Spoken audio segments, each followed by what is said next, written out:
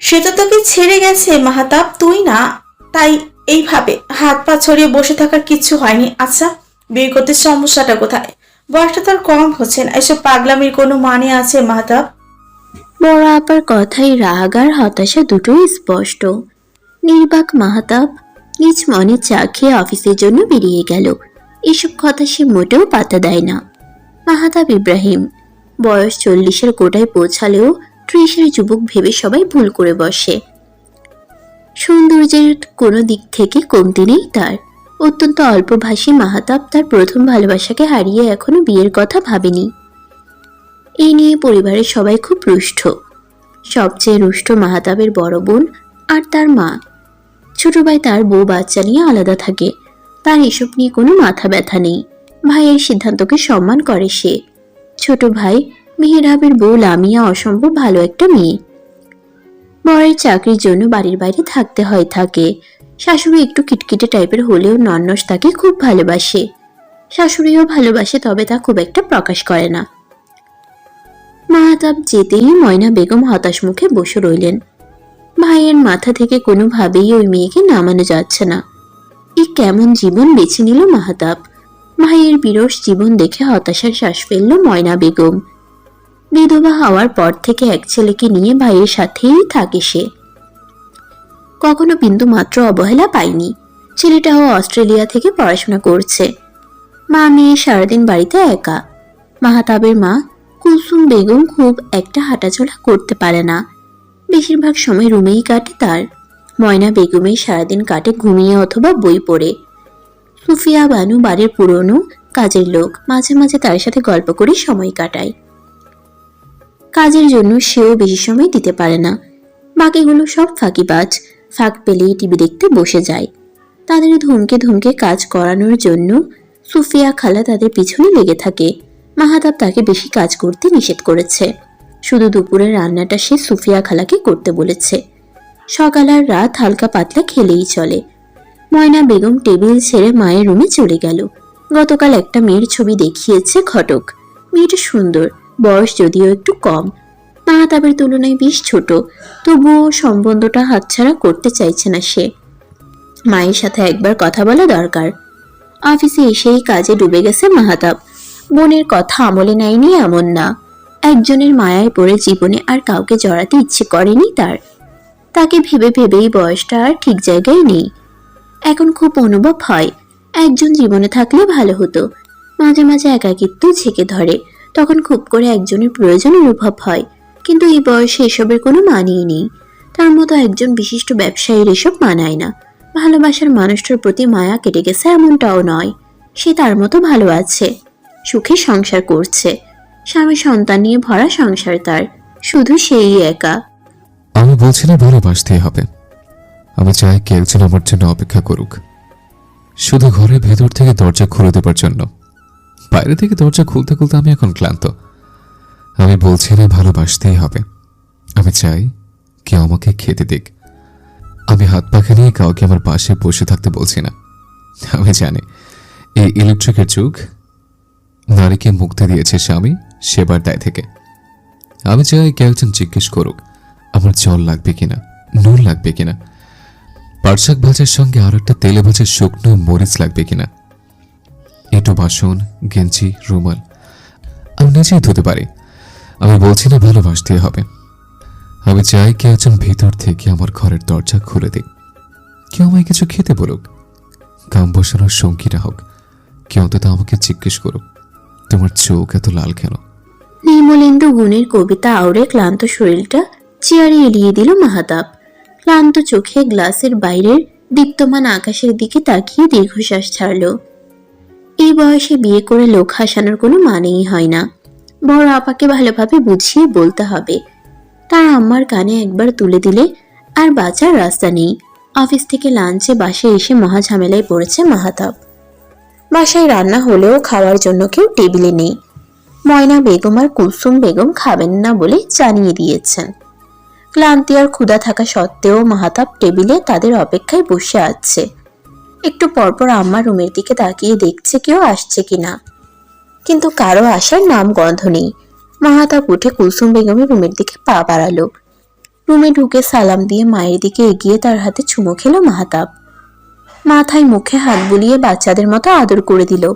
মায়ের পাশে বসে ধীর গলায় বলল, খেতে চলুন আম্মা, ঠিক সময় না খেলে অসুস্থ হয়ে পড়বেন তো। আপনি অসুস্থ হলে আমি সহ্য করতে পারি না, আপনার কষ্ট আমার সহ্য হয় না আম্মা, আসুন আমার সাথে। কুলসুম বেগমের চোখ ভরে এলো ছেলের আদুরে কথা শুনে, তবুও শক্ত হয়ে বসে রইলেন। কোনো কথা না বলে তসবি পড়ায় মন দিলেন। ময়না বেগমও মায়ের দেখা দেখি মুখ ঘুরিয়ে নিলেন ভাইয়ের থেকে। মাহাতাব শান্ত গলায় ময়না বেগমকে ডাকলো। আব্বা প্লিজ খেতে আসো। তুই খা, আমাদের কথা তোর ভাবতে লাগবে না। দূর হ সামনে থেকে। একটা মেয়ের জন্য আমাদের এত দিন অবজ্ঞা করেছিস। বুড়ো বয়সে যখন দুটো কথা বলার জন্য মানুষ খুঁজে পাবি না, তখন এই আমার কথা মনে করবি আর কপাল চাপড়াবে। এদিকায় দুটো থাপ্পড় দেই, তখন হয়তো কবরে থাকবো। মন হাসপাস করলেও দিতে পারবো না, আগে ভাগে দিয়ে রাখা ভালো। তোর মতো ভুল আমি করবো না। মাহাতাব মাথা নিচু করে চুপ করে রইল। ময়না বেগম কথা শেষ করে আবার মুখ ঘুরিয়ে নিয়েছে। কুলসুম বেগম চোখ খুলে তসবিতে চুমু খেয়ে সোজা হয়ে বসলেন। চোখে চশমা ঠিক করে ছেলের নিচু করে রাখা মাথায় হাত বুলিয়ে বললেন, আমরা কিন্তু শাহিদাকে মেনে নিয়েছিলাম বাবু, বলেছিলাম তাদের বাসায় প্রস্তাব পাঠাবো, কিন্তু সে মানা করে দিল। তার বড়লোক বর চাই। তোমার বাবার মতো সামান্য ইঞ্জিনিয়ারের ছেলে কি তার চাহিদা পূরণ করতে পারতো? তুমিও প্রতিষ্ঠিত ছেলে না, প্রেমিক ভব ঘুরে হলেও চলবে, কিন্তু বর প্রতিষ্ঠিত হওয়া চাই।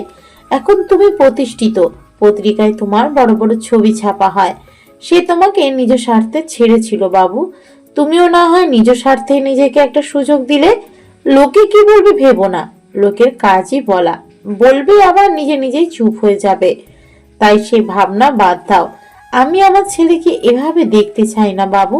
মায়ের এই কথাটা রাখো, একবার হাত বাড়িয়ে দেখো, সুখ তোমার অপেক্ষায় পথ চেয়ে আছে।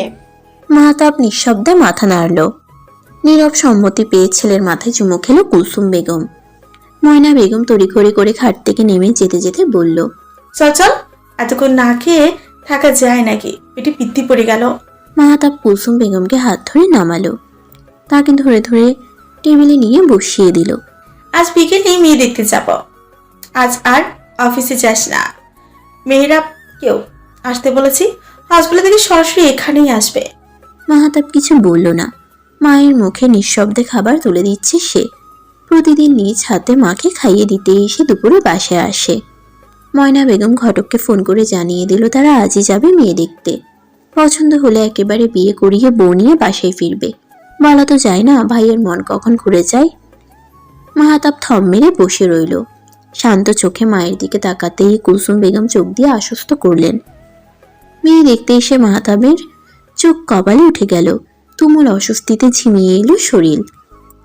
মারার ফলে গায়ের বিভিন্ন জায়গায় ছোপ ছোপ কালো দাগ হয়ে আছে মধুরিমার।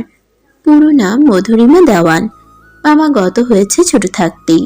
তার মা আবার বিয়ে করায় তার আশ্রয় হয় মায়ের দ্বিতীয় স্বামীর বাড়িতে। নানার বাড়ির কেউ তাকে রাখতে চায়নি। এই বাড়িতে কোনো কিছুর অভাব নেই, অভাব শুধু একটা জিনিসের, তা হলো ভালোবাসার যত্ন। অনেকটা কাজের মেয়ের মতোই তাকে থাকতে হয় এ বাড়ি। মায়েরও কোনো হেলদোল নেই, খাইয়ে পরিয়ে রাখছে এই ঢের। এখন বিদায় করতে পারলেই বাঁচে। তাই মাহাতাবদের প্রস্তাব পেয়ে লুফে নেয়। এতটাও আশা করেনি তারা। বয়স্ক বুড়ো হলেও দিয়ে দিত। সে তুলনায় মাহাতাব তো টাকার কুমির। বয়স দিয়ে কি আসে যায়? হুট করেই বিয়ে হয়ে যাবে কল্পনাও করেনি মাহাতাব। বড় আপা বললেও সে বিষয়টা সিরিয়াসলি নেয়নি। এভাবে হুট করে বিয়ে হয় নাকি? বললেই তো আর হলো না, কিন্তু হয়ে গেছে। মাহাতাবকে আশ্চর্য হওয়ার সুযোগটাও দেয়নি ময়না বেগম। কুলসুম বেগম বিরক্ত হলেও মুখে কিছু বলেনি। মেয়ে তার পছন্দ হয়েছে। দেখতে শুনতে মাশাল্লাহ পুতুলের মতো, কিন্তু বয়সটা একটু কম। তার গম্ভীর ছেলের সাথে মানিয়ে নিতে পারবে তো? মধুরিমাকে মাহাতাবদের সামনে আনতেই মাহাতাব অবাক হয়ে যায়। অস্বস্তিতে ঘিরে ধরে তাকে। কয়েক মাস আগে রাস্তায় দেখেছে সে মধুরিমাকে। তার সৎ বাবা অতি তুচ্ছ বিষয় নিয়ে সবার সামনে তাকে মারধর করছিল। গাড়ি নষ্ট হয়ে যাওয়ায় ক্যাব নিতে সেখানে দাঁড়িয়েছিল মাহাতাব। ড্রাইভার গাড়ি আনতে যাওয়ায় তাকে কিছুক্ষণ সেখানেই দাঁড়াতে হয়। মধুরিমা কিভাবে মারতে দেখে এগিয়ে যায় সে, ছাড়িয়ে নেয় পাষণ্ড লোকটার থেকে। রাগে গড়গড় করতে করতে লোকটা তার দিকেও তেড়ে আসে, অশালীন গালি দিয়ে ফেলে মা তুলে। শান্ত মাহাতাব বাঘের মতো গর্জে ওঠে, মুহূর্তে থাটিয়ে চড় লাগায় তার গালে। অবস্থা অনেকটা বেগতিক দেখে মধুরিমা হাত জোর করে মাফ চায় মাহাতাবের কাছে। এর জন্য তাকে অনেক ভুগতে হবে, তার চোখের পানিতে বোঝাতে চায়। মাহাতাব পুলিশকে কল করতে গিয়েও থেমে যায়।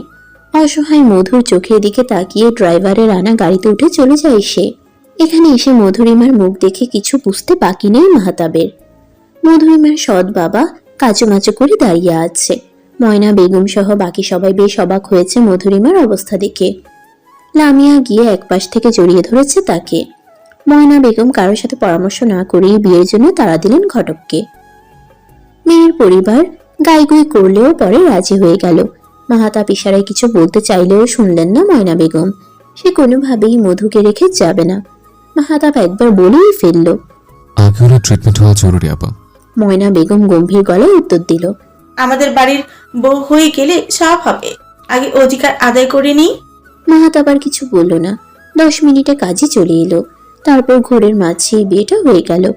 মাহাতাব অবশ্য একবার আলাদা কথা বলতে চেয়েছিল, কিন্তু ময়না বেগম পাত্তা দেয়নি।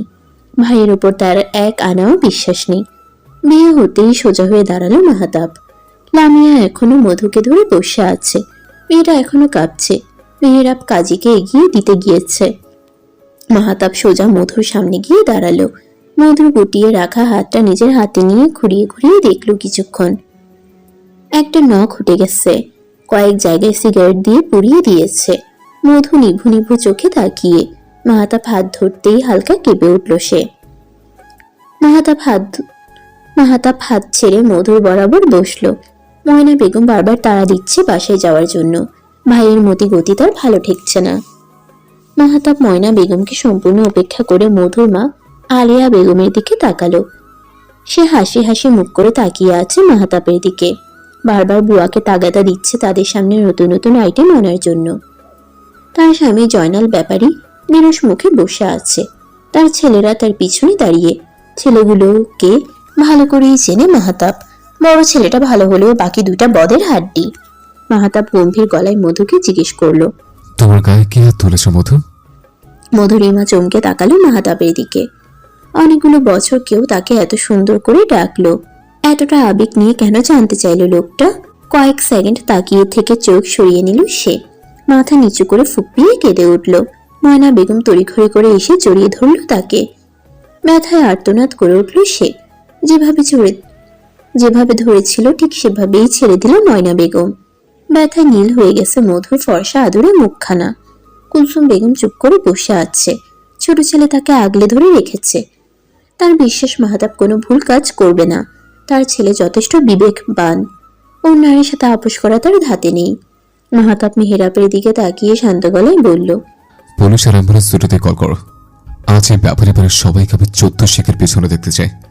আলিয়া বেগম মুখ কুচকে ফেলল। স্বামীর দিকে তাকিয়ে কর্কশ গলায় বলল, এসব কি হচ্ছে জয়নাল? এই মুখপুরি আবার কি নাটক শুরু করেছে? হাড় মাছ জ্বালিয়ে খেলো। বাপের সাথে মরলে বেঁচে যেতাম, আপদ বিদেয় হতো। মাহাতাবের আগে ময়না বেগম গর্জে উঠল। চোখ বড় বড় করে শাসিয়ে বলল, ইব্রাহিম বাড়ির বউ নিয়ে আরেকটা বাজে কথা বলে জিভ টেনে ছিঁড়ে ফেলবো। তোমার সাহস দেখে আমি অবাক হচ্ছি। কাদের সামনে দাঁড়িয়ে কথা বলছো জানো? এই ঘটক ভালো করে বুঝিয়ে বলিসনি ওদের বাড়িতে কারা আসছে? ঘটক ভেবাচিকা খেয়ে বসে আছে। ভয়ার্ত চোখে মাহাতাব আর ময়না বেগমের দিকে তাকাচ্ছে। মেহেরাব তার নিজের হসপিটালে কল করে অ্যাম্বুলেন্স পাঠাতে বলে দিয়েছে। ডিআইজির সাথেও কথা হয়েছে। কিছুক্ষণের মধ্যেই পুলিশ এসে হাজির হবে। নিজের কাজ শেষ করে মাহাতাবের কাছে গিয়ে নিচু গলায় বলল, আমি ভাবিকে একটু চেক আপ করি ভাইয়া, অবস্থা ভালো ঠেকছে না। ভাবির মনে হয় নিঃশ্বাস নিতে সমস্যা হচ্ছে। জয়নাল ব্যাপারী কুলকুল করে খেমে যাচ্ছে। তার ছোট 2 ছেলের আগে ফুঁসছে। বাইরের একটা লোক এসে তাদের হুমকি দিচ্ছে, তাও তাদের বাড়িতে থাকা আশ্রিতা মেয়ের জন্য। কালকেও যাকে লাথি মেরে খাওয়া থেকে তুলে দিয়েছে তার জন্য তাদের জেলে যেতে হবে। ভাবতেই রক্ত গরম হয়ে যাচ্ছে। তার বাবার জন্য কিছু বলতে পারছে না, না হলে সব কয়টাকে পুঁতে দিত। বেডরুমটা দেখিয়ে দিন। ভাবিকে এইভাবে বসিয়ে রাখা যাবে না, কষ্ট হচ্ছে ওনার। মেহেরাবের কথায় মুখ বাঁকালো আলেয়া। কাজের লোককে ইশারা করে তার রুমে নিয়ে যেতে বলল। মধুকে দাঁড় করাতে এসে গাছ ছেড়ে দিল। মাহাতাব আর লামিয়া ধরে ফেললো তাকে। মাহাতাব কোলে তুলে অচেতন মধুকে নিয়ে শুয়ে দিল তার রুমে। একটা জীর্ণ শীর্ণ রুমে মলিন বিছানা, হয়তো কাজের লোকেদের রুম। দ্রুত পায়ে রুম থেকে বেরিয়ে গেল মাহাতাব। রাগ হচ্ছে তার, মানুষ এতটা নির্দয় কিভাবে হতে পারে। আজ এদের রক্তের গরম কমিয়ে বরফ করেই দম নিবে সে। ময়না বেগম কুলসুম বেগমের গা ঘেঁষে বসল। গলার স্বর নিচে নামিয়ে ফিসফিস করে বলল, দেখলে মা, কাল অব্দি বিয়ে করতেই চাইছিল না, আর আজ বউ পেতে কেমন ট্যাংরা মাছের মতো লাফাচ্ছে। কলিযুগ কলিযুগ। কুলসুম বেগম চুপ করে বসে রইল। মেয়ে তার পাক্কা অভিনেত্রী। মাহাতাব রেগে গেছে, আজকে বেপারীদের ঘোল খাইয়ে ছাড়বে। ছেলেগুলো একদম বাপের মতো হয়েছে, বউ পাগলা। আধ ঘন্টার মধ্যেই বেপারি বাড়ি পুলিশে ঘিরে ধরেছে। এসপি এসে মাহাতাবকে সালাম দিয়ে বিস্তারিত জানতে চাইল। মাহাতাব গম্ভীর মুখে জয়নাল ব্যাপারীর দিকে তাকিয়ে শান্ত গলায় বলল, এবার উপস্থাপিত প্রত্যেকটা মানুষকে আমি থানায় দেখতে চাই এসপি সাহেব। এরা আমার স্ত্রীর গায়ে হাত তুলেছে, তাকে শারীরিক মানসিকভাবে নির্যাতন করেছে। একজনকে ছাড়বেন না। আপনার কিছু বলার আছে? স্যারের ওয়াইফের গায়ে কে হাত তুলেছে? এসপি সাহেব জয়নাল ব্যাপারীর দিকে তাকিয়ে কর্কশ গলায় বলল। জয়নাল ব্যাপারী ভয়ে কাচুমাচু হয়ে গেল। ছেলেদের দিকে তাকিয়ে আলেয়া বেগমের দিকে নজর দিল। সবাই ভারত চোখে তার দিকেই তাকিয়ে। কিছু খুঁড়তে না আবার কেউটে বেরিয়ে আসে। জয়নাল ব্যাপারী সমস্ত দোষ স্বীকার করলেন, আর চোখে ছেলেদের দিকে তাকিয়ে মিনমিনে গলায় বললেন, আমি মেরেছি স্যার, আমাদের বাসায় কাজ করত। কাল আমার স্ত্রীর স্বর্ণের কানের দুল চুরি করেছিল, তাই রাগের বশে গায়ে হাত তুলে ফেলেছি। আপনি সিগারেট খান? মাহাতাবের কথায় থতমত খেয়ে গেল জয়নাল ব্যাপারী। আমতামতা করে বলল, না মানে আমি খাই না। আমি যতদূর জানি মধুরমা আলিয়া বেগমের নিজের মেয়ে, আর আপনার সৎ মেয়ে। সে আপনার বাড়ির কাজের মেয়ে হয় কি করে? আর যদি কানের দুধ চুরি হয়েও থাকে, তবুও আইন হাতে তুলে নেওয়ার কোনো রাইট আপনার নেই। এসপি সাহেব, আমি এদের সবার নামে অ্যাটেম্পটেড মার্ডার মামলা করব। বাকিটা আমার স্ত্রী সুস্থ হলে সবার মধ্যে দিবে। আশা করি আপনি সামনে নেবেন। অবশ্যই স্যার, চিন্তা করবেন না। সব কটাকে 3rd ডিগ্রি দিলেই সত্যিটা বেরিয়ে আসবে। মাহাতাব মধু রুমে গিয়ে ময়না বেগম আর কুলসুম বেগমকে বাড়ি চলে যেতে বলল। লামিয়া মেহেরাবার সে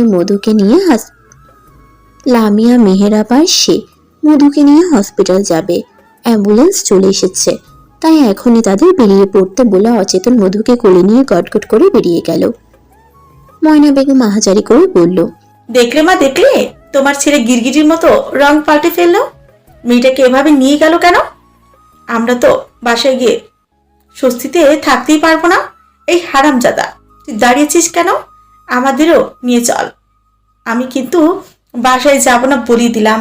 মেহেরাব আর চোখে লামিয়ার দিকে তাকালো। লামিয়া ঠোঁট কামড়ে হাসি আটকানোর চেষ্টা করছে। ময়না বেগম কথা শেষ করেই ছুটেছে মাহাতাবের পিছনে। মেহেরাব মায়ের হাত ধরে সাবধানে তাকে নিয়ে বের হলো। লামিয়া শাশুড়ির পিছন পিছন আসছে। আপনি বাসায় চলে যান আম্মা। হাসপাতালে গিয়ে আপনার ভালো লাগবে না, অসুস্থ হয়ে পড়বেন। আমরা ভাবিকে নিয়ে তাড়াতাড়ি ফিরে আসব। কুলসুমা বেগম মাথা নাড়িয়ে সাই জানালো। তাকে মাহাতাবের গাড়িতে তুলে দিয়ে ড্রাইভারকে সাবধানে গাড়ি চালাতে বলে মেহেরাব অ্যাম্বুলেন্সে উঠে গেল। লামিয়া আর ময়না বেগম মেহেরাবের গাড়িতে করে আসছে। জয়নাল ব্যাপারী আলেয়া সহ তার 2 ছেলে জয় আর সামিরকে থানায় নিয়ে যাওয়া হয়েছে। মাহাতাবদের হাসপাতালে পৌঁছাতে প্রায় 1 ঘন্টা লেগে গেল। মধুর একবার জ্ঞান ফিরলেও বেশিক্ষণ তা স্থায়ী হয়নি। মেহেরাব একটু পরপর চেক করে যাচ্ছে। হসপিটালে পৌঁছে মধুর ট্রিটমেন্ট শুরু হয়ে গেল। সিনিয়র ডক্টর কানিস ফাতেমা মধুর ট্রিটমেন্ট করছে। চেকআপ শেষে কেবিন থেকে বেরিয়ে মাহাতাবের কাছে এসে আফসোসের গলায় বলল, মেয়েটাকে প্রচুর মারধর করেছে স্যার। সারা গায়ে কালশিটের দাগ পড়ে গেছে, কিছু নতুন আর কিছু পুরনো। পেশেন্ট প্রচণ্ড অপুষ্টিতে ভুগছে, সঠিকভাবে খেতে দিত না হয়তো। এভাবে কোনো সমস্যা নেই, তবে আমার যতদূর মনে হচ্ছে মেয়েটা ট্রমাটাইজ হয়ে গেছে। তাকে খুব যত্নে রাখতে হবে। বুঝতে পেরেছি, ধন্যবাদ ডক্টর। আসছি স্যার। মধুকে ঘুমের ইঞ্জেকশন দেয়া হয়েছে। 2 দিন এখানেই থাকতে হবে। লামিয়া আর ময়না বেগম পৌঁছালো আরো 20 মিনিট পরে। জ্যামে আটকা পড়ে তাদের দেরি হয়ে গেছে। মধুকে দেখেই ময়না বেগম আফসোস করে বলল, আহারে, কি পাষাণ মানুষেরা। আজ আমরা যদি না যেতাম তাহলে মেয়েটাকে এভাবে ফেলে রাখতো। আল্লাহ সহায়। মাহাতাব চুপ করে বসে আছে। রাত 8টা বাজতে চলল। মেহেরাবকে ময়না বেগম আর লামিয়াকে নিয়ে বাসায় চলে যেতে বলল মাহাতাব। হসপিটালে ভিড় করে লাভ নেই, আর কুলসুম বেগমও বাড়িতে একা আছে। ময়না বেগম গাঢ় হয়ে বসে রইলেন। সুনামি এলেও সে এখান থেকে নড়বে না। মেহেরাব হাজার বুঝিয়েও তাকে টলাতে পারল না। মাহাতাব শান্ত গলায় বলল, অসুস্থ হয়ে যাবে আপা, বাসায় গিয়ে বিশ্রাম নাও, সকালে এসো। মাহাতাবের বলতে দেরি হলো, ময়না বেগমের শুয়ে পড়তে দেরি হলো না। কেবিনের এক্সট্রা বেডে টানটান হয়ে ঘুমের প্রস্তুতি নিয়ে কাত হয়ে শুয়ে পড়লেন। মেহেরাব দুদিকে মাথা নাড়াতে নাড়াতে লামিয়াকে নিয়ে চলে গেল। মাহাতাব থানায় কথা বলে আবার চুপ করে বসে রইল। রিসিপশনে কল করে খোঁজ নিল আর কোনো কেবিন খালি আছে কিনা। ময়না বেগম এসির পাওয়ার কম হলে ঘুমাতে পারে না। রিসিপশন থেকে জানালো কেবিন অ্যাভেলেবল আছে। ঠিক আছে, কোন এমার্জেন্সি রোগী আসলে জানাবেন, কেবিন লাগলে আমরা সাথে সাথে ছেড়ে দেব। Okay sir. ময়না বেগমের চোখে পানি চলে এলো। তার ভাই এখনো তাদের সব দিকে নজর রাখে। তাদের একটু কষ্ট মাহাতাব সহ্য করতে পারে না। তার ভাইটাকে আল্লাহ এবার সুখী করুক। আপা, ঘুমিয়ে গেছ? কষ্ট করে একটু উঠে পাশের কেবিনে চলো, এখানে তুমি ঘুমাতে পারবে না। মাহাতাবের শান্ত গলা শুনে আস্তে করে উঠে বসলো ময়না বেগম। ভাইয়ের মাথায় হাত বুলিয়ে তার হাত ধরে ধীর পায়ে পাশের কেবিনে চলে গেল। দরকার হলে ডাকবি, কিন্তু আচ্ছা ঘুমাও। মাহাতাব ময়না বেগমকে রেখে মধুর কেবিনে চলে এলো। মেয়েটা শান্তভাবে ঘুমিয়ে আছে। স্নিগ্ধ মুখটায় কয়েক জায়গা নীল হয়ে আছে। মাহাতাব চোখ সরিয়ে নিল। শার্টের হাতা গুটিয়ে ওয়াশরুমে চলে গেল ফ্রেশ হতে। শরীর ক্লান্তিতে আর চলতে চাইছে না। বেশ বেলা করে ঘুম ভাঙল মধুরিমার। পাশেই মাহাতাব পেপার পড়ছে। শরীর ঠিক আছে? মাহাতাবের গম্ভীর গলায় ভরকে গেল মধু। মিনমিনে গলায় বলল, জি। ফ্রেশ হয়ে ব্রেকফাস্ট করে মেডিসিন নিও, নার্স এসে সাহায্য করবে। আমার একটা জরুরি মিটিং আছে, হুট করে বিয়ে হওয়ার সময় বের করতে পারিনি। আমার অফিসে আছে, বড় বা পাশের কেবিনে আছে, ঘুমাচ্ছে হয়তো। লুবানা আর মেহেরাবও চলে আসবে কিছুক্ষণ পর, কোনো অসুবিধা হলে তাদের বলবে, ঠিক আছে? মধু ফ্যাল ফ্যাল করে তাকিয়ে রইল। মাহাতাব এখনো শান্ত চোখে তাকিয়ে আছে। সোফা থেকে উঠে মধুর সামনে গিয়ে দাঁড়ালো। মাথায় হাত রেখে আস্তে করে বলল, একা ভয় করবে? মধুরিমা চমকে তাকালো মাহাতাবের দিকে। তাকে কেউ কখনো এই প্রশ্নটা করেনি।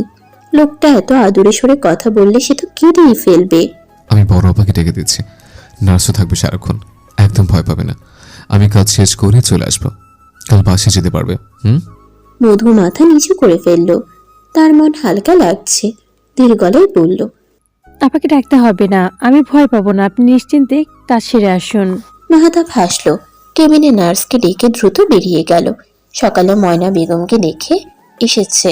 কালকের দৌড় ঝাঁপে ক্লান্ত ছিল, তাই একটু বেশিই ঘুমোচ্ছে। অলরেডি দেরি হয়ে গেছে, জ্যামে না পড়লেই হয়। মাহাতাব অফিসে পৌঁছে নিজের কেবিনে চলে গেল। অফিসে সবাই মাহাতাবকে রাগী গম্ভীর মানুষ হিসেবেই জানে, কিন্তু মাহাতাবের অসম্ভব ভালো ব্যবহারের জন্য সবাই তাকে সমীহ করে চলে। মাহাতাব কেবিনে ঢুকেই ম্যানেজারকে কল করলো তার কেবিনে আসার জন্য। ম্যানেজার নক করে ভেতরে এসে মাহাতাবের সামনে এসে দাঁড়ালো। বসুন হাসিব সাহেব, আমি কাল বিকেলে বিয়ে করেছি, হুট করে সব হয়ে গেছে, তাই কাউকে কিছু জানানো হয়নি। রিসেপশনে বড় আয়োজন করে সবাইকে জানাবো।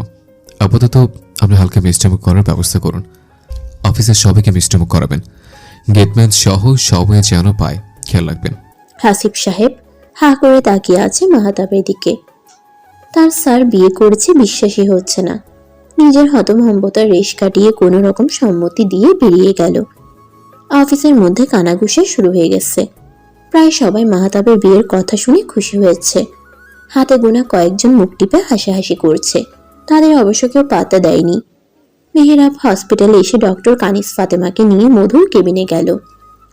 লামিয়া আগেই বলে এসেছে মধু আর ময়না বেগম তখন লামিয়া আগেই চলে এসেছে।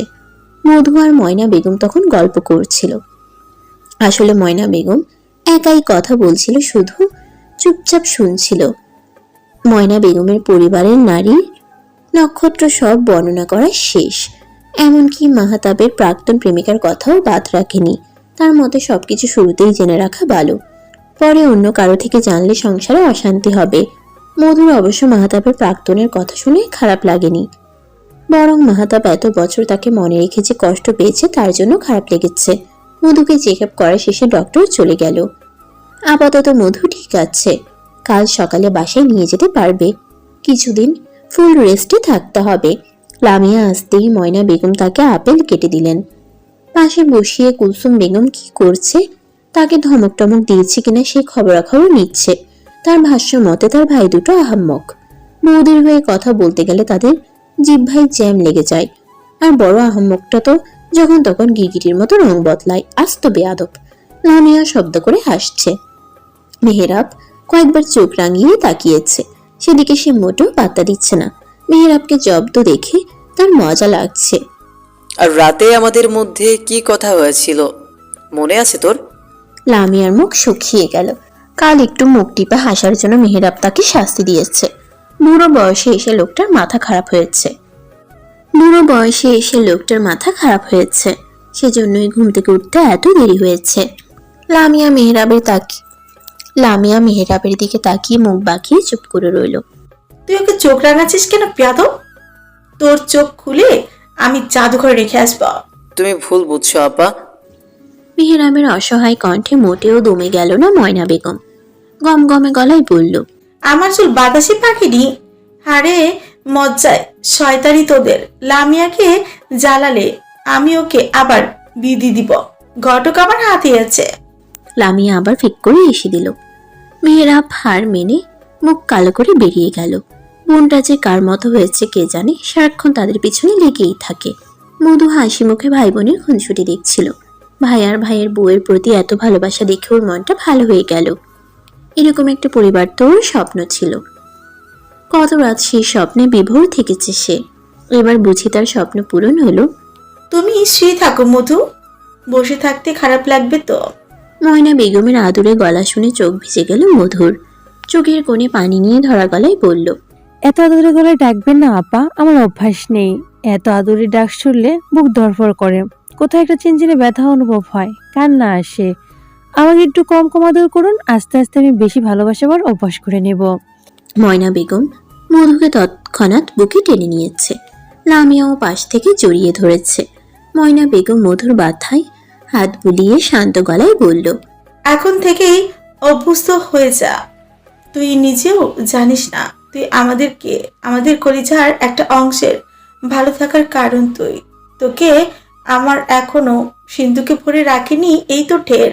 অমূল্য রত্নের থেকেও বেশি মূল্যবান রত্ন তুই আমার ভাইটাকে একটু ভালোবেসে আগলে রাখিস, তাহলেই হবে। তোর নিজের জন্য ভালোবাসার চিন্তা করতে হবে না। ভালোবাসার সমুদ্রে পাড়ে দাঁড়িয়ে তুই যত পারিস নিয়ে নিবি। মাহতাব তোকে বুকে ভরে রাখবে, শুধু একটু সময় দে। লামিয়া, মধু, ময়না বেগম সবার চোখেই পানি। পরিবারটা এবার বুঝি সম্পূর্ণ হলো। হসপিটাল থেকে বেরিয়ে মেহেরাব সরাসরি মাহতাবের অফিসে এসেছে। ভাইয়ের কাজে সাহায্য করলে ভাই তাড়াতাড়ি ভাবির কাছে যেতে পারবে। মাহতাবের কেবিনে ঢুকে অবাক হয়ে গেল সে। পুরো কেবিন জুড়ে ফুলের ছড়াছড়ি। মেহেরাব হেসে বলল, এগুলো কে দিল ভাই? অফিসের সবাই নতুন জীবনের জন্য অভিনন্দন জানিয়েছে। তুমি সবাইকে বলে দিয়েছ? অন্য কারো থেকে শুনে আমায় নিয়ে গসিপ হবে, এটা আমার পছন্দ নয়। তোমার মিটিং ছিল মনে হয়, আমাকে বুঝিয়ে দাও, আমি মিটিং সামলে নিব। আমাকে থাকতে হবে। মেহেরাব আর কিছু বলল না, ভাইয়ের মুখের দিকে তাকিয়ে থেকে হুট করেই বলল, তুমি খুশি তো ভাই? মাহতাব শান্ত চোখে তাকালো। ল্যাপটপ থেকে হাত সরিয়ে চেয়ারে গায়ে দিল। চোখ থেকে চশমাটা খুলে শান্ত গলায় বলল, বাবা যখন মারা গেল তখন আবার সবের স্বামী হারিয়ে আমাদের বাসে এসছে। তুই টেনে আর আমি অনার্সের ছাত্র। পরিবারের একমাত্র উপার্জনকারী মানুষটা যখন আমাদের ছেড়ে চলে গেল তখন আমাদের অবস্থাটা অনেকটা মধুর মতো হয়েছিল। ছেলেসহ আপাও তার শ্বশুরবাড়িতে অত্যাচারিত হয়েছে। আবার শাশুড়ি তাকে ঠিকমতো খেতে দিত না। একবার গরম ভাতের প্লেট আবার গায়ে ছুঁড়ে মারে। আবার গলার সহ কাঁধের অনেকটা পড়ে গিয়েছিল সেদিন। তারপর আবাকে বাবা গিয়ে নিয়ে আসে আমাদের বাড়ি। আদরা বিয়ের অবস্থা দেখে সহ্য করতে পারেনি বাবা, একদিন স্ট্রোক করে বসে আর আমাদের ছেড়ে চলে যায়। মা শোক সামলাতে পারলেও আপা খুব ভেঙে পড়ে। বাবার অ্যাকাউন্টে বেশি টাকা ছিল না। আমাদের বাড়িটা তখন নতুন করা হয়েছে। 5 তলা বাড়িটা করতে বাবার প্রায় সব টাকাই খরচ হয়ে গিয়েছিল। বাসা ভাড়ার টাকা দিয়ে আমাদের সমস্ত খরচ চলত।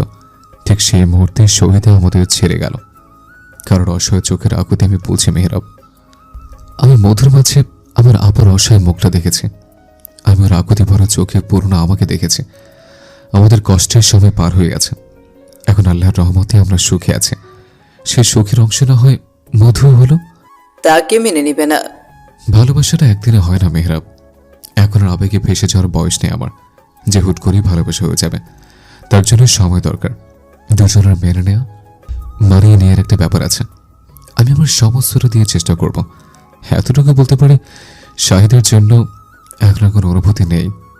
সে তার মতো সুখে থাক, আমি না আমার ভালো থাকা খুঁজে নেব। মেহেরাব মুচকি হাসল। ভাইকে নিয়ে তার চিন্তা নেই।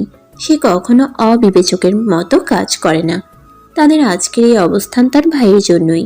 তাকে ডাক্তার বানানোর সমস্ত অবদান তার ভাইয়ের। বট গাছের মতো তাদের ছায়া হয়ে দাঁড়িয়ে আছে। মাহাতাব হসপিটালে পৌঁছালো বিকেল 5টায়। ময়না বেগম তখনও মধুর পাশে বসে। লামিয়া হাজার বলেও তাকে বাসায় পাঠাতে পারেনি। মাহাতাব এসে ময়না বেগমকে এক হাতে জড়িয়ে ধরে কেবিন থেকে বেরিয়ে গেল। ময়না বেগম ভাইয়ের ক্লান্ত মুখের দিকে তাকিয়ে আর কিছু বলতে পারল না। তাকে গাড়িতে তুলে দিয়ে ড্রাইভারকে সাবধানে গাড়ি চালাতে বলে আবার হসপিটালে চলে এলো সে। লামিয়া তাকে দেখে বেরিয়ে গেল। মাহাতাব মধুর সামনে বসে শান্ত গলায় বলল, এখন কেমন আছো? ব্যথা কমেছে? জি আলহামদুলিল্লাহ ভালো আছি। কাল বাসায় নিয়ে যাব। তোমার মা সহ সবাই থানায় আছে। শুধু তোমার সৎ ভাই জয় বাইরে। তোমার তো কোনো সমস্যা আছে? মধুর কিছুটা খারাপ লাগলো, তবুও মাথা নাড়িয়ে না বোঝালো। মাহাতাব তার জন্যই তো এত কিছু করেছে। কিছু বলে তাকে ছোট করার মানেই হয় না। তাছাড়া তাদের শাস্তি হওয়া দরকার। দেখো মধু, আমি কিছু কথা তোমাকে সরাসরি বলতে চাই। আমার বর্তমান বয়স 38 বছর, আর তোমার 22। আমাকে মেনে নিতে তোমার সমস্যা হতেই পারে। তাই তোমার যত সমস্যা আমাকে বলবে। আমি সাধ্যমতো চেষ্টা করবো সমাধান করার। তবে কখনো বিচ্ছেদ পাবে না। বুঝই তো, বড় বয়সও তো আর বউ পাবো না। তুমিই সম্বল। মধু চোখ বড় বড় করে তাকিয়ে আছে মাহাতাবের দিকে। মাহাতাব কথা শেষ করে ওয়াশরুমে ঢুকে গেছে ফ্রেশ হতে। রাতটা কাটিয়ে সকালেই মধুকে বাসায় নিয়ে এসেছে মাহাতাব। সারা রাত মধু লজ্জায় আড়ষ্ট হয়েছিল। মাহাতাবের দিকে চোখ তুলে তাকাতেও অস্বস্তি হচ্ছিল। অথচ মাহাতাব ছিল স্বাভাবিক, সব সময়ের মতো শান্ত। মধু আর চোখে মাহাতাবের অগোচরে মাহাতাবকে দেখেছে। প্রত্যেকটা অঙ্গভঙ্গি গভীর চোখে অবলোকন করেছে। আশ্চর্যজনকভাবে এই শান্ত গম্ভীর লোকটাকে তার ভালো লেগেছে। এক কথায় ভীষণ ভালো লেগেছে। বয়স নিয়ে তার কোনো মাথা ব্যথা নেই। বয়স শুধু একটা সংখ্যা। মনের মিল কতটুকু হয় এখন এটাই দেখার অপেক্ষা। মধুকে নিয়ে বাসায় ফিরতেই হুলস্থুল পড়ে গেল। কুলসুম বেগম আর ময়না বেগম 3তলা থেকে নেমে এসেছে তাকে এগিয়ে নেওয়ার জন্য। লামিয়া নিজের রান্নাবান্নায় লেগে গেছে। বাড়িতে আজ কিছু ঘনিষ্ঠ আত্মীয় স্বজনদের ইনভাইট করা হয়েছে। হুট করেই বিয়ে হয়ে যাওয়ায় কাউকে জানানো হয়নি, তাই সামান্য আয়োজন করে তাদের জানানোর ব্যবস্থা। তাছাড়া ভাড়াটিয়ারা আছে, তাদেরকেও নিজ থেকেই জানিয়ে দিতে চাই কুলসুম বেগম। অযথা তার সোনার টুকরো ছেলে নিয়ে কুৎসা লুটুক তা সে চায় না। ময়না বেগম অবশ্য এসব ঝামেলা করতে নিষেধ করেছিলেন। মধুর শারীরিক অবস্থা বিবেচনা করে এখন এইসব করে আরো প্রশ্নের মুখে পড়তে হবে। কিন্তু কুলসুম বেগম শোনেনি। ময়না বেগম আর কথা বাড়ায়নি। তার বুস্তার মা মাঝে মাঝে বাচ্চাদের মতো জেদ ধরে বসে থাকে। মধু এখন আগে থেকে অনেকটাই সুস্থ। শরীরে আঘাতের দাগ অনেকটা মিলিয়ে এসেছে। মাহাতাব তাকে হাত ধরেই গাড়ি থেকে নামালো। ময়না বেগম এগিয়ে গিয়ে আগলে ধরলো মধুকে। মধু মুচকি এসে কুশল বিনিময় করলো তার সাথে। কিছুটা দূরে দাঁড়িয়ে থাকা কুলসুম বেগমের দিকে এগিয়ে গেল। মাহাতাব অনেকটা অস্থির হয়ে মাকে এক হাতে জড়িয়ে ধরল। মুখে চিন্তার ছাপ তার, তবে আরেক হাত ঠিকই মধুকে ধরে রেখেছে। এটা খুব সামান্য একটা বিষয়, তবুও মধুর ভীষণ ভালো লাগলো। আপনি নিচে এসছেন কেন আম্মা? আমরা তো এসেছিলাম। কষ্ট করে আবার নামতে গেলেন কেন? আমার ছেলের বউকে আমি এগিয়ে নিব না, এ কেমন কথা বাবা? আমি তো আর সিঁড়ি ভেঙে নামিনি, লিফট দিয়ে এসেছি। আমার একটুও কষ্ট হয়নি। মাহাতাব শান্ত হলো। গম্ভীর মুখে মায়ের হাত ধরে দাঁড়িয়ে রইল। কুলসুম বেগম মধুর মাথায় হাত বুলিয়ে মুচকি এসে বলল, কেমন আছো মা? আলহামদুলিল্লাহ ভালো আছি মা, আপনি কেমন আছেন? আমি ভালো আছি আলহামদুলিল্লাহ। এখন থেকে আরো ভালো থাকবো। মাহাতাব তাদের কথা থামিয়ে গম্ভীর গলায় বলল, বাসায় গিয়ে বাকি কথা বলো আম্মা। এভাবে দাঁড়িয়ে থাকলে তোমার হাঁটু ব্যথা বেড়ে যাবে। কথা শেষ হতেই মাহাতাব কুলসুম বেগমকে ধরে লিফটের দিকে হাঁটা শুরু করেছে। যাওয়ার আগে ময়না বেগমের হাতে মধুর হাতটা আস্তে করে দিয়ে দিয়েছে। ময়না বেগম মধুকে নিয়ে তাদের পিছনেই লিফটে ঢুকে গেল। মধু 5 তলা বাড়িটা চোখ ঘুরিয়ে ঘুরিয়ে দেখছে। পুরোনো আমলের হলেও বাড়িটি সুন্দর। সবচেয়ে সুন্দর বেলি ফুলের বাগানটা। সবার বাগানে নানান রকম ফুল গাছ শোভা পেলেও মাহাতাব নিজের বাগানে প্রায় 50টা বেলি ফুলের গাছ লাগিয়েছে। রাতে বেলি ফুলের সুবাসে সারা বাড়ি মোমো করে। বাসায় ঢুকে সরাসরি নিজের রুমে চলে গেছে মাহাতাব। তাকে কয়েক ঘন্টার জন্য বাইরে যেতে হবে। আসার সময় শুধু মাহাতাবকে অনুরোধ করে বলেছে আলিয়া বেগম সহ সবাইকে ছেড়ে দিতে। খারাপ হলেও এত বছর তাদের কাছেই বড় হয়েছে সে। মাথার উপরে ছাদ তো দিয়েছিল, সেই কৃতজ্ঞতা থেকেই তাদের উপর থেকে সমস্ত অভিযোগ তুলে নিয়েছে মধু। তাই মাহাতাবকে বুঝিয়ে বলেছে তাদের উপর করা কেস তুলে নিতে। মাহাতাব মেনেছে, তবে শান্ত গলায় সাফ সাফ জানিয়ে দিয়েছে আজ থেকে তাদের সাথে কোনো যোগাযোগ রাখতে পারবে না মধু। এখন তার একমাত্র পরিচয় সে মাহাতাব ইব্রাহিমের স্ত্রী। তার জন্য এতটুকুই যথেষ্ট। মাহাতাব নাস্তা করে সবার থেকে বিদায় নিয়ে বেরিয়ে গেল। দুপুরের মধ্যেই তাকে বাসায় ফিরতে হবে। লামিয়ার শুকনো মুখটা চোখ এড়ায়নি তার। আত্মীয়রা আসলে মেয়েটা ভয়ে আড়ষ্ট হয়ে থাকে। বিয়ে 7-5 বছর পেরিয়ে গেলেও তাদের ঘরে কোনো সন্তান নেই। আত্মীয় স্বজনরা আসলেই লামিয়াকে খুঁচিয়ে খুঁচিয়ে কথা শোনায়। মাহাতাব জানে সবটা, তাই ভাইকে আলাদা ফ্ল্যাট কিনে দিয়েছে। কথা বলে ফেললে যতই প্রতিবাদ করা হোক সে কথা আর ফিরিয়ে দেয়া যায় না। বন্দুকের গুলির চেয়েও কথার আঘাত ভয়ঙ্কর। মাহাতাব চায় না আজ লামিয়া কোনো কথার আঘাত সহ্য করুক। মেহেরাব বাসায় নেই, আজ তার কয়েকটা অপারেশন আছে, তাই সকাল সকাল হসপিটালে চলে যেতে হয়েছে। ময়না বেগম মধুকে মাহাতাবের রুমে নিয়ে গেলেন। শুভ্র রঙের রুমে বিছানার চাদর থেকে শুরু করে সবকিছুই সাদা। ছিমছাম গোছানো রুমে ঢুকে মধু ইতস্তত করতে লাগলো। কোথাও বসতে তার ভয় করছে, মনে হচ্ছে তার গা থেকে ময়লা লেগে যাবে। ময়না বেগম মধুর হাতে একটা সুতির 3 পিস পরিয়ে দিয়ে বলল, কোনো রকম সংকোচ করবে না। এখন থেকে এই রুম, এই বাড়ি আর এই বাড়ির মানুষগুলো তোমার। নির্দ্বিধায় থাকবে সবসময়। ওটা ওয়াশরুম, ফ্রেশ হয়ে এসো, ভালো লাগবে। মধু মাথা কাত করে সাই জানালো। তার ভিতরের অস্বস্তি কমছে না। তাদের সাথে বড্ড বেমানান লাগছে তাকে। অযত্নে চেহারা মলিন হয়ে গেছে। যেখানে খাওয়া জুটত না ঠিকভাবে সেখানে চেহারার যত্ন নেওয়া বিলাসিতা। মধু ওয়াশরুমে চলে গেল ফ্রেশ হতে। ময়না বেগম ওখানেই বসে রইলেন। মেয়েটা খুব শান্ত, হয়তো পরিস্থিতির চাপে পড়ে চুপচাপ হয়ে গেছে। তার ভাইটাও শান্ত গম্ভীর। দুজন ঠান্ডা মানুষ মিলে কি বাড়িটা কি হিমালয় বানাতে চাইছে নাকি? থানায় গিয়ে ঝামেলা মেটাতে অনেকটা সময় চলে গেল মাহাতাবের। 2 দিন তাদের ভালোই আপ্যায়ন করা হয়েছে। মাহাতাব সেদিকে ধ্যান দিল না। শক্ত গলায় বলে এলো মধুর সাথে আর কখনো যোগাযোগ না করতে। আলেয়া বেগম আর জয়নাল ব্যাপারী চুপসানো মুখ দেখে মনে মনে শান্তি পেল খুব। নতুন বউ দেখতে আশেপাশের ফ্ল্যাটের সবাই আসছে। মধু রেস্ট নিতে পারছে না ঠিকঠাক ভাবে। লামিয়া বুদ্ধি করে মধুকে হালকা সাজিয়ে দিয়েছে। এতে তার মুখের অস্পষ্ট দাগগুলোও ঢেকে গেছে। লং স্লিভের জন্য হাতের দাগগুলো দেখা যাচ্ছে না। কয়েক দফা দেখা দেখির পর ময়না বেগম স্পষ্ট সবাইকে বলে দিলেন এখন শুধু রেস্ট করবে। আমার বিকেলে সবাই এসে চা খেয়ে যাবে, সাথে বউও দেখে যাবে। কুলসুম বেগমের বাপের বাড়ি থেকে তার আত্মীয় স্বজনরা এসেছে। কুলসুম বেগমের ভাইয়েরা কেউ বেঁচে নেই। 2 ভাবে আর তার ছেলের বউ তাদের বাচ্চাদের নিয়ে এসেছে। অনাকাঙ্ক্ষিতভাবে সাহেদাও তার 2 ছেলে মেয়ে নিয়ে হাজির। কুলসুম বেগমের বড় ভাবির ভাতিজি সাহিদা, তাই কেউ কিছু বলতেও পারছে না। আসার পর থেকেই মুখ কুচকে বসে আছে সে। তার চোখগুলো আকুপাকু করছে মাহাতাবের বউকে দেখার জন্য। মাহাতাব যে এই বয়সে এসে বিয়ে করবে তা কল্পনাও করেনি সে। এতদিন মনে মনে অহংকার হতো তার জন্য মাহাতাব ঘর বাঁধেনি কারো সাথে। মাহাতাব এখনো তাকেই ভালোবাসে, এই ভেবেই তৃপ্তির ঢেকুর তুলত। মনে মনে আফসোস হতো মাহাতাবকে ছাড়ার জন্য। আগে মাহাতাবের তেমন কিছু না থাকলেও এখন মাহাতাব টাকার কুমির। তার পা থেকে মাথা অবধি আবিচাত্য দিয়ে মোড়ানো। এখন এই মেয়ে নিশ্চয়ই এসব কিছু ভোগ করবে। এসব তো তার হতো, নিজের স্বার্থপরতাই হারিয়েছে সব, হিংসে হচ্ছে তার। মাহাতাব অন্য কারোর সাথে জীবন শুরু করেছে ভাবতেই মন বিষিয়ে যাচ্ছে। স্বার্থপর মানুষদের এই এক সমস্যা, তারা সবকিছুতে নিজের স্বার্থ খুঁজে। মাহাতাবের একা থাকা সাহিদার মনে প্রশান্তি জুটাতো। সে অন্য কাউকে নিয়ে সংসার করছে, তাতে কোনো সমস্যা নেই, কিন্তু মাহাতাব কেন করবে? এই তার ভালোবাসা। মনে মনে গজগজ করছে সাহিদা। মাহাতাব আসলে আজ কিছু কথা শুনিয়ে দিবে সে। দেখবে কোন রূপসী মেয়ে দেখে তার মাথা ঘুরিয়ে গেছে যে এই বয়সে এসে বিয়ে করতে হলো। ময়না বেগম একটু পরপর সাহিদার দিকে তাকিয়ে গা জ্বালানো হাসি দিচ্ছে। এত বছর পর একটা মোক্ষম জবাব দিয়েছে এই মেয়েকে। মধুকে দেখলে এই মেয়ের রাতের ঘুম হারাম হবে নিশ্চিত। কাল নাগিনী একটা। লামিয়া সুফিয়া খালাকে বলল ড্রয়িং রুমে নাস্তা পাঠিয়ে দিতে। কুলসুম বেগম তার ভাবিদের সাথে গল্প করছেন।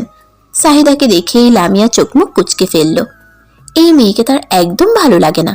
সোফার একপাশে বসতেই তার বড় মামি শাশুড়ি মুখ কুচকে বলল, তোমার কি খবর ছোট বউ? কোনো খুশির খবর আছে নাকি? শোনো মাইয়া, মানুষের সার্থকতা হইল বাচ্চা কাচ্চা। অনেক বছর তো পার হইল, আর তো দেরি করণ ঠিক হইব না। মেহরাব রে কও আর একটা বিয়া করতে। পুরুষ মানুষের 2টা বউ থাকলে সমস্যা কই? আল্লাহ তো হুকুম দিছে 4টা পর্যন্ত করার। তুমিও থাকবা, সেও তো আর তোমার ছাইরা দিতেছে না। লামিয়া মাথা নিচু করে বসে আছে, চোখের পানি কোটর ছেড়ে বেরিয়ে এসেছে। আরও এই মহিলার অনেকেই তার কথাই সাই জানিয়েছে। ময়না বেগম চোখ মুখ শক্ত করে মায়ের দিকে তাকিয়ে। তার মাও বাচ্চা নিয়ে লামিয়ার উপর কিছুটা অসন্তুষ্ট, তাই সে চুপচাপ বসে আছে। বিয়ে করে আমরা আমাদের প্রশান্তির কারণ হিসেবে একজন জীবনসঙ্গী নিয়ে আনি। কোনো বাচ্চার জন্ম তার মেশিন নয়। আল্লাহ চাইলে বাচ্চা হবে, না হলে না। আমার ভাই লামিয়াকে নিয়ে সুখে, তাই তাদের ভালোটা তাদেরকেই ভাবতে দিন। এসছেন, বেড়াবেন, হাসি খুশিতে থেকে চলে যাবেন। আমার পরিবারের কাউকে নিয়ে ভাবতে হবে না, তার জন্য আমি এখনো বেঁচে আছি। মাহাতাবের শক্ত কথাই দমে গেল সবাই। বাসায় ঢুকেই এসব কথা শুনে তার মেজাজ খারাপ হয়ে গেছে। মেয়েরাই মেয়েদের বড় শত্রু, এটা কালে কালে প্রমাণিত। না হলে একজন মেয়ে হয়ে কিভাবে আরেকজন মেয়েকে সতীন আনতে বলতে পারে? সাহিদার দিকে চোখ যেতেই মাহাতাব মুচকি হাসল। লামিয়ার পাশে বসে তার মাথায় হাত বুলিয়ে শান্ত গলায় বলল, কাঁদবে না ভাই, আছি তো। এবার আমাকে এক গ্লাস ঠান্ডা পানি দাও লামু। লামিয়া হাসি মুখে পানি আনতে চলে গেল। মাহাতাব সাহিদার দিকে তাকিয়ে মুচকি হেসে বলল, কেমন আছে শাহিদা? এসছো, ভালো হয়েছে। নতুন ভাবিকে দেখেছো, ঠিক আছে? আমি ফ্রেশ হয়ে এসে গল্প করব। ময়না বেগম ফিক করে এসে দিল। তার কম কথা বলা ভাই ময়না পাখির মতো কথা বলছে। সাহিদার মুখটা দেখার মতো হয়েছে। দুপুরের ব্যবসা গরমে জনজীবন ওষ্ঠাগত। কড়া রোদে উত্তপ্ত রাস্তায় বাতাসের সাথে যেন আগুন ঝরে পড়ছে। মেহরাব বিরক্তির শীষ তুলল। গাড়ির এসি বাড়িয়ে লামিয়ার ফোনে কল লাগালো। আজ সারাদিন ব্যস্ততার জন্য একবারও মেয়েটার খবর নেওয়া হয়নি।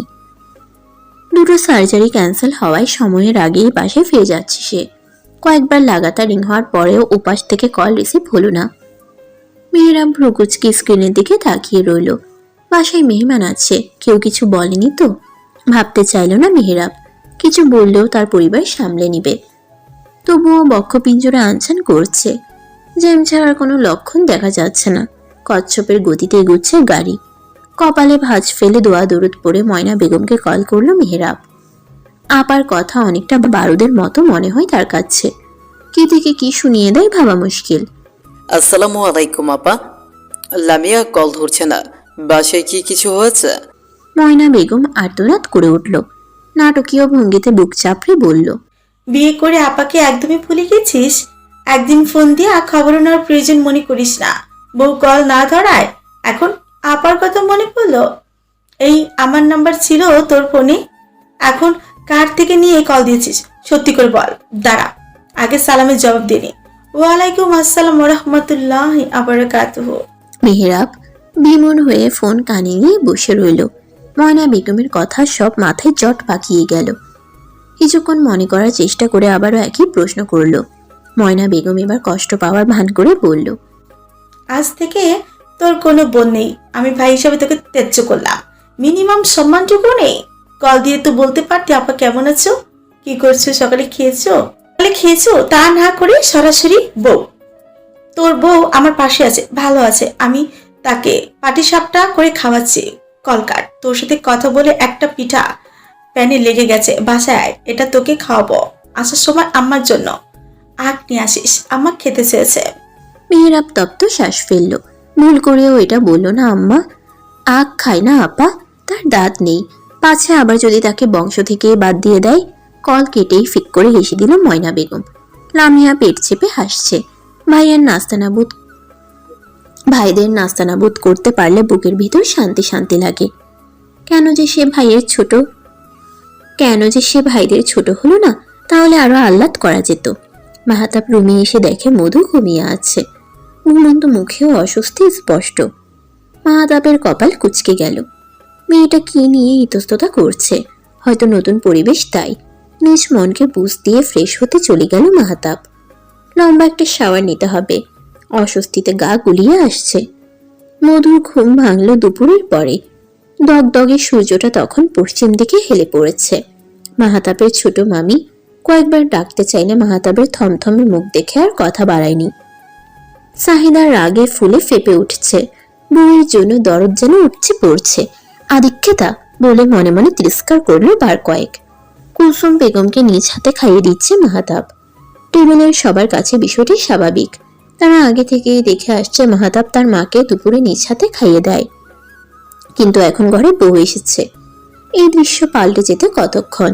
মাহাতাবের বড় মামাতো ভাইয়ের বউ টিপ্পনি কেটে বলেই ফেলল, মায়ের প্রতি এই ভালোবাসা থাকবে তো মাহাতাব ভাই? এখন ঘরে বউ এসেছে, হিংসে করতে পারে, তখন আবার মাকে ভুলে যাবেন না তো? মাহাতাব চোখ তুলে তাকালো। ময়না বেগম আর লামিয়া শুকনো ঢোক গিলে ভার্ত চোখে তাকিয়ে আছে মাহাতাবের দিকে।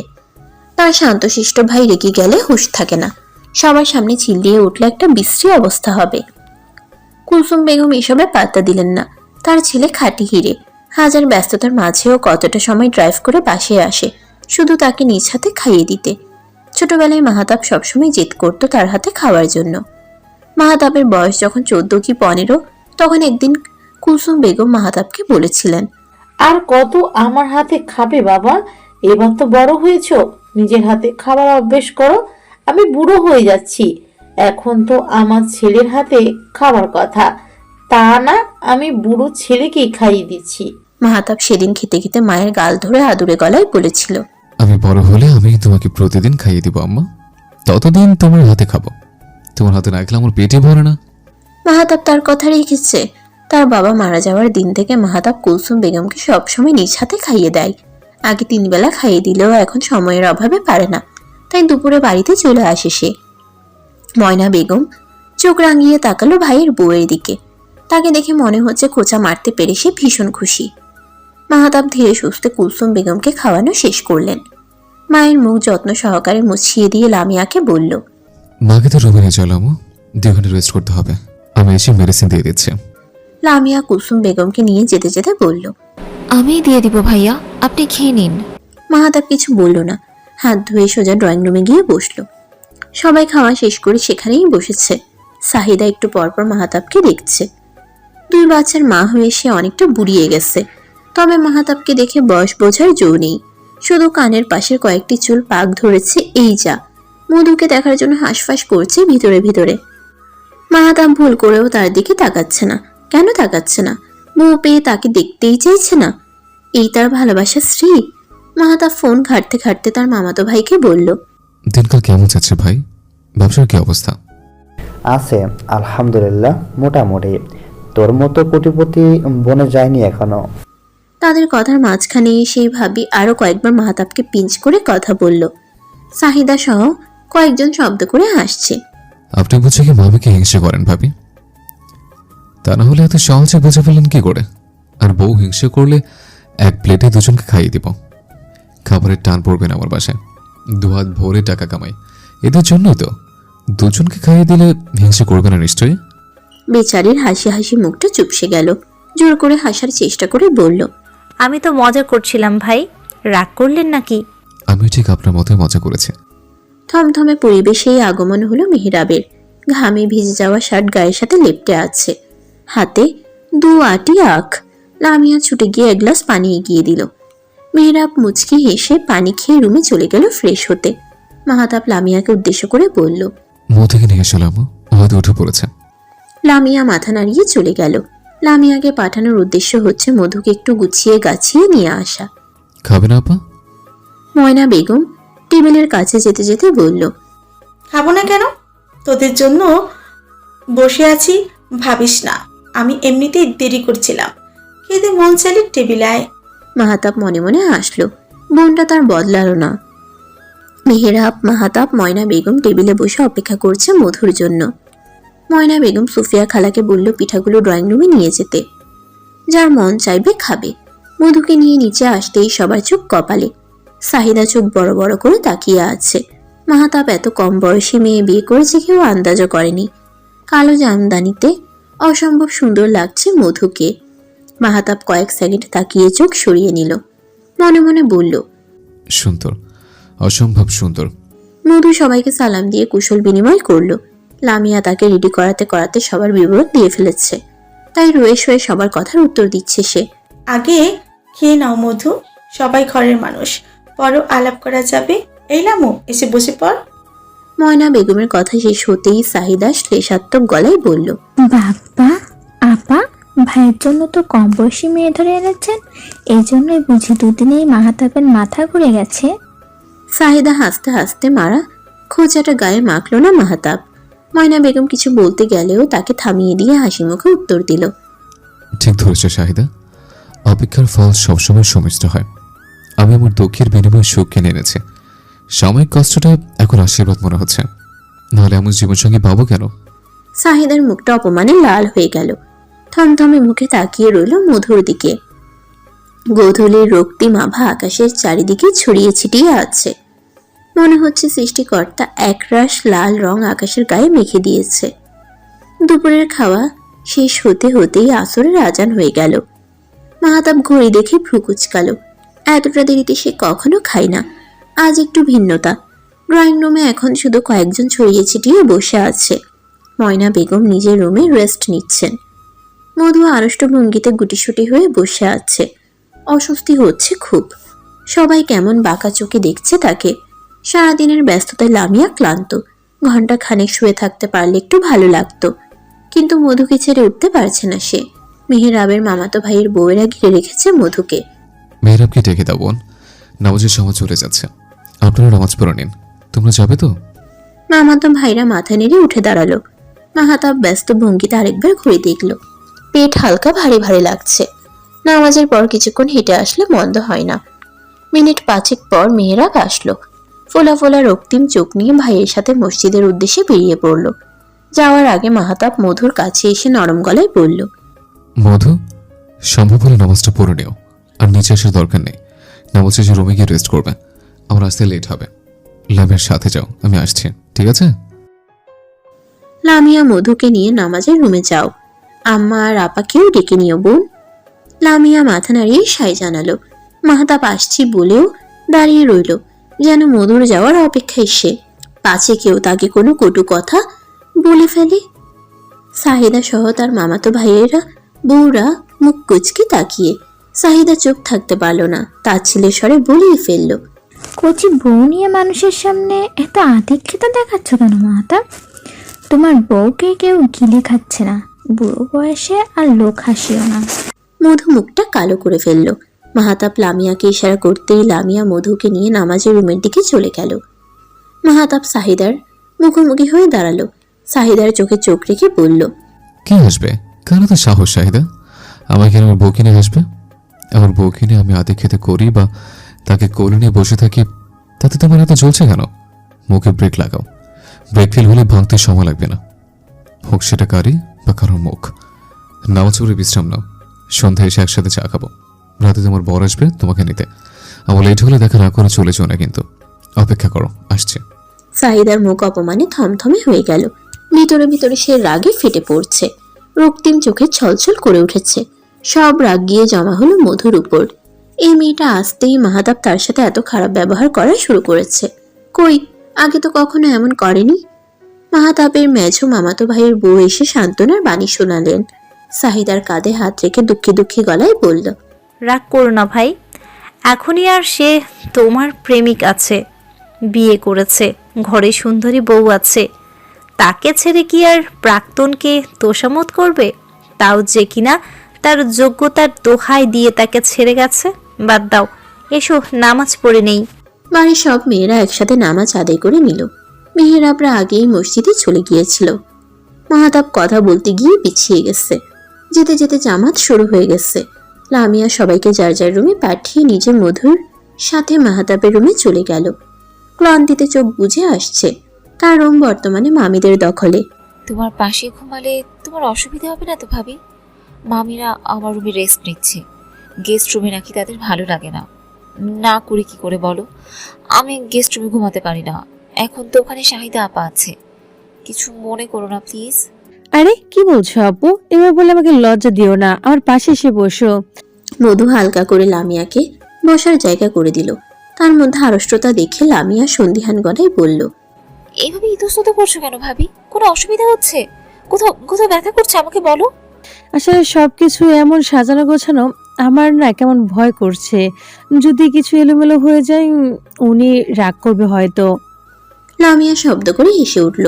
মধুর গাল টেনে দিয়ে হাসি মুখে বলল, শোনো ভাবি, ভাইয়া গম্ভীর দেখে সবাই ভাইয়াকে খুব রাগী মনে করে। আসলে কিন্তু ভাইয়া রাগী নয়। রেগে গেলেও ঠান্ডা মাথায় সব কিছু সামলে নেয়। তার ধৈর্য শক্তি দেখলেই তুমি অবাক না হয়ে পারবে না। তবে রেগে গেলে তাকে সামলানো যায় না। আমি কখনো ভাইয়াকে রাগতে দেখিনি। তোমার দেবর থেকে শুনেছি সবসময় চুপচাপ শান্ত থাকা একজন মানুষ সে। তোমার বিয়ের পর থেকে বাধ্য হয়ে স্বভাবের বাইরে গিয়ে এত কথা বলছেন। আমি যখন এই বাড়িতে থাকতাম তখন সারা দিনে ভাইয়ার হাতে গোনা কয়েকটা কথা শুনতাম। ভাইয়া তার পরিবারকে প্রচন্ড ভালোবাসে। তার একমাত্র দুর্বলতা তার পরিবার। পরিবারের মধ্যে যাতে সম্পর্ক নষ্ট না হয় তাই আমরা দূরে। এত বড় বড় ফ্ল্যাট থাকা সত্ত্বেও ভাইয়া এই 4 রুমের ছোট ফ্ল্যাটটা ছাড়ে না, কারণ মা এখান থেকে যেতে চায় না। এখানে বাবার স্মৃতি আছে, তাই ভাইয়াও যায় না। একদমে কথাগুলো বলে থামলো লামিয়া। মধু অবাক হয়ে মনোযোগ দিয়ে সব শুনছে। লামিয়া থামতেই মধু অবাক গলায় বলল, তোমরা এখানে থাকো না, কিন্তু কেন? প্রশ্নটা শুনে দীর্ঘশ্বাস ছাড়লো লামিয়া। মধু নিজেও থতমত খেয়ে গেছে। এভাবে জিজ্ঞেস করা হয়তো ঠিক হয়নি। এত বছরেও আমাদের কোনো সন্তান নেই, তাই মা কিছুটা মনক্ষুণ্ণ।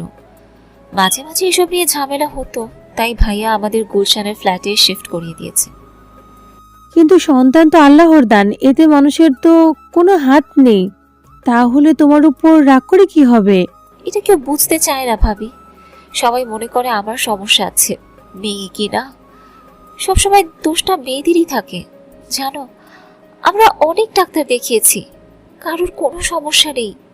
তবুও কেন আল্লাহ মুখ তুলে চাইছেন না কি জানে। লামিয়ার কথায় চাপা আর্তনাদ স্পষ্ট। মধু কি বলবে বুঝতে পারল না, তাই চুপ করে লামিয়ার হাত ধরে বসে রইল। সারা বিকেল আর দুজনের কারোরই ঘুম হলো না। গল্প করতে করতে মাগরিবের আজান হয়ে গেল। সাহিদার হাজবেন্ড মুহিত এসেছে। সাহিদাই তাকে কল করেছে আসার জন্য। এত অপমানের পর এখানে থাকার মানেই হয় না। মাগরিবের নামাজ পড়িয়ে সাহিদা বর বাচ্চা নিয়ে বেরিয়ে গেল। মাহাতাবের কথায় সে স্পষ্ট বুঝেছে মাহাতাব এসে তাকে আর এ বাসায় দেখতে চায় না। কম দিন তো হলো না মানুষটাকে চেনার। মাহাতাব এলো আরও পরে। মেহেরাব তার সাথেই ছিল। অনেকদিন পর দুই ভাই আজ একসাথে এতটা সময় কাটালো। কাল থেকে আবার ব্যস্ত জীবনে ছুটতে হবে। রাতের খাবার খেয়ে বাকি মেহমানরাও চলে গেল। মধু রুমে এসে বসতেই মাহাতাবও চলে এলো। মধু গুটিসুটি মেরে খাটের এক কোণায় বসে আছে। মাহাতাব ধীর পায়ে এসে মধুর বিপরীত পাশে বসলো। শরীর ঠিক আছে? মন খারাপ? মধু চোখ তুলে তাকালো। মাহাতাবের শান্ত মুখটা দেখে আবার চোখ নামিয়ে মিনমিনে গলায় বলল, না। ভয় পাচ্ছ আমাকে? মধু হাঁক চুকিয়ে গেল। শুকনো ঢোক গিলে মাথা নাড়িয়ে না বোঝালো। পাওয়া উচিত। মধু চমকে গেল। মাহাতাবের গলাটা কি অন্যরকম শোনালো? সকালে নাম না জানা পাখির ডাকে ঘুম ভেঙেছে মধুর। শহরে পাখির ডাক শুনতে পাওয়া দুষ্কর। একটা বড় আম গাছ আছে বাড়ির পেছনের দিকটায়। সেখানেই হয়তো কোনো পাখি কিচিরমিচির করে ডাকছে। শব্দগুলো খুব কানে লাগছে। কোকিলের মতো মধুর গলায় ডাকলে হয়তো এত কানে লাগতো না। চোখ কষলে আড়ষ্ট ভঙ্গিতে উঠে বলল মধু, পাশের জায়গাটা খালি। এই পাশটাই রাতে মাহাতাব শুয়েছিল। রাতের কথা মনে হতেই মুখটা পাংশুটে হয়ে গেল তার। লোকটা কিভাবে তাকে ভয় দেখাচ্ছিল। তার ভয়ে চুপসে যাওয়া মুখটা দেখেও তার দয়া হয়নি। ভয় পেলেও মধুর মনের কোনো এক জায়গায় মাহাতাবের জন্য ভরসা আর বিশ্বাস ছিল। মাহাতাব বিছানার একপাশে শুয়ে গম্ভীর গলায় যখন বলল, শুয়ে পড়ো মধু। আমাকে ভয় পাওয়ার কারণ তুমি নিজে বুঝে যাবে একদিন, তার জন্য বাকি জীবনটা তো পড়ে আছে। তুমি না বুঝলে আমি তোমাকে আস্তে আস্তে বুঝিয়ে দেব। এখন ঘুমাও। মধু মুখটা কাচুমাচু করে শুতে গেলেও মাহাতাব ঠান্ডা গলায় বলল, রাতে মেডিসিনগুলো খেয়েছো মধু? আচ্ছা, ঘুমাও। মধু শ্বাস ছেড়ে বিছানা থেকে নামলো। শরীর এখনো হালকা ব্যথা করছে, হাতের পোড়া জায়গায় টান ধরেছে। মাহাতাব রুমের কোথাও নেই।